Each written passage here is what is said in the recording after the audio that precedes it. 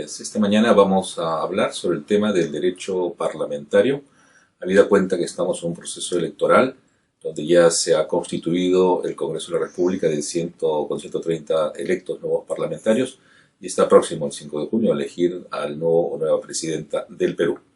En ese sentido, creo que es importante entender que el nuevo gobierno que se forme, tanto de Parlamento y Poder Ejecutivo, funcionan dentro de un sistema determinado, que es un régimen presidencial, que tiene una serie de componentes atenuados, ya que el régimen presidencial no anula el principio de equilibrio y separación de poderes.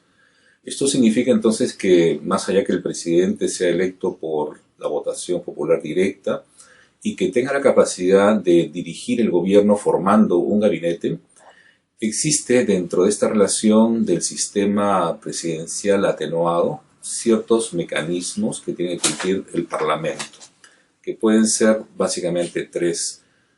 facultades de orden legislativo, facultades de control y facultades de representación.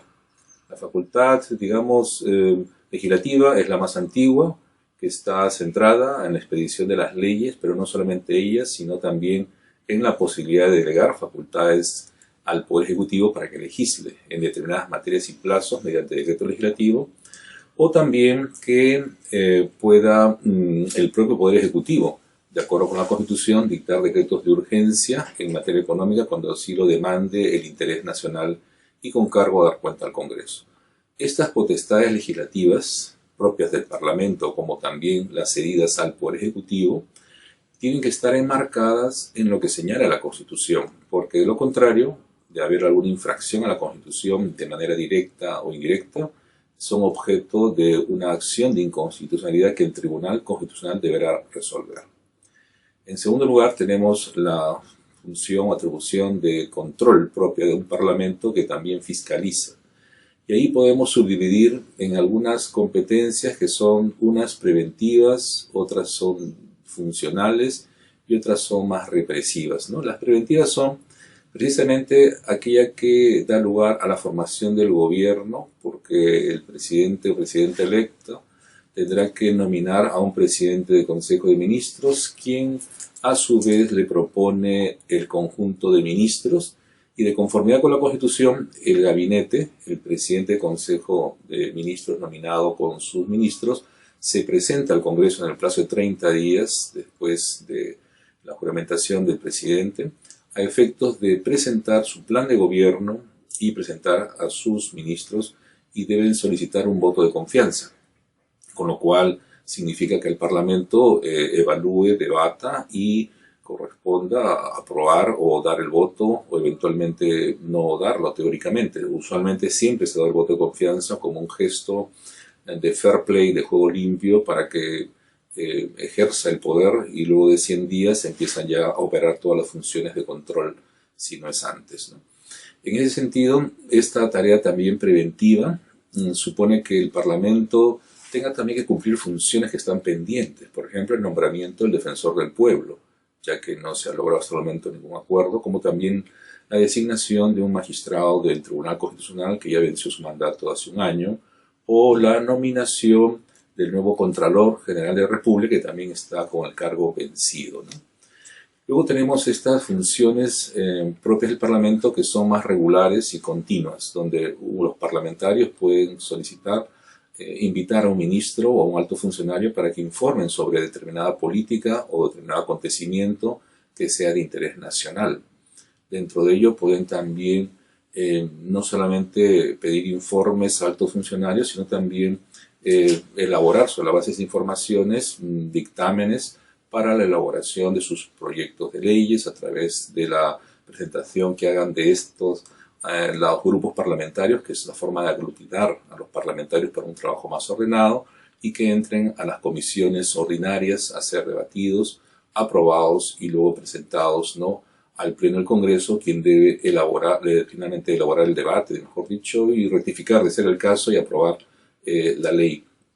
La misma que es remitida al Poder Ejecutivo en una autógrafa para que ésta sancione, es decir, para que refrende o la observe. Y si no hay observación, dentro del plazo de 15 días puede y debe promulgarla y entrar a regir al día siguiente de su publicación la ley aprobada, ¿no? Pero dentro de las potestades también diríamos de carácter un tanto represivas o de control típico, donde hay sanción, se habla de estos mecanismos de investigación que a veces el Congreso realiza sobre asuntos de interés público en comisiones investigadoras, o de pronto otro mecanismo como es directamente la acusación constitucional, porque alguna alta magistratura que prevé la Constitución se encuentra involucrada en una infracción a la Constitución o incluso en la comisión de un hecho ilícito que está calificado como tal en el Código Penal. Esto puede derivar precisamente en lo que se llama el antejuicio, es decir, el elaborar, ¿no?, una comisión que investigue, que acuse ante la comisión permanente y la comisión permanente votar, ¿no?, sin presencia de estos miembros de esta comisión, que se pone a disposición por la naturaleza de la infracción, en este caso penal, a esta persona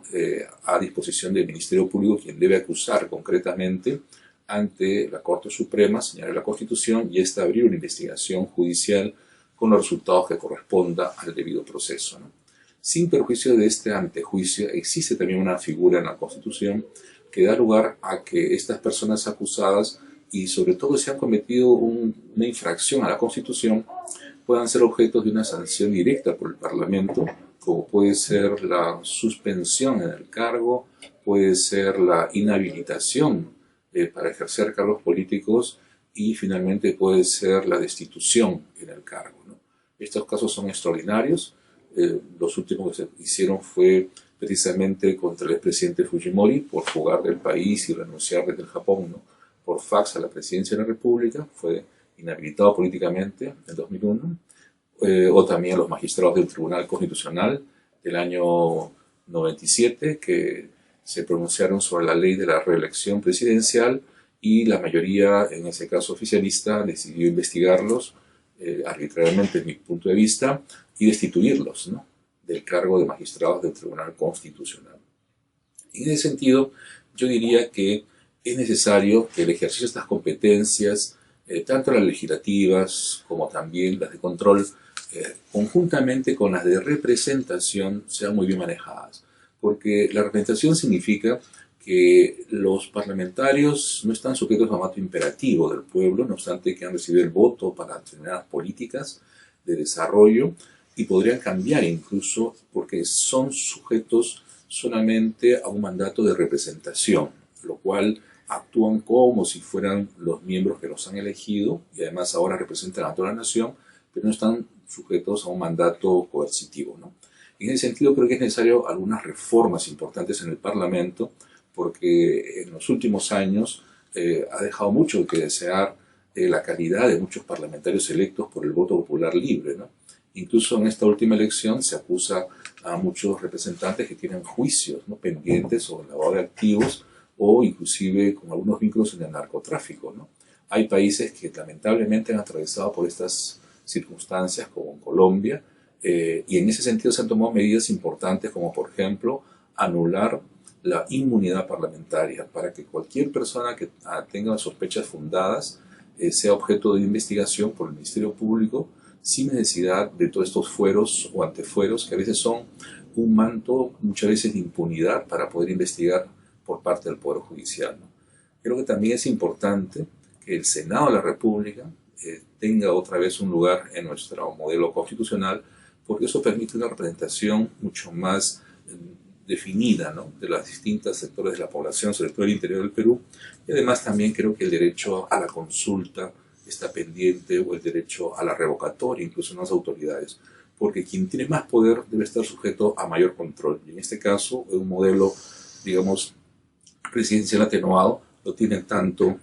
los parlamentarios como el presidente de la República, ¿no? Entonces esperemos que estas reflexiones ayuden a mejor comprender el actual momento de la formación de nuestro gobierno desde el punto de vista de la estructura y el funcionamiento del Parlamento. Muchas gracias.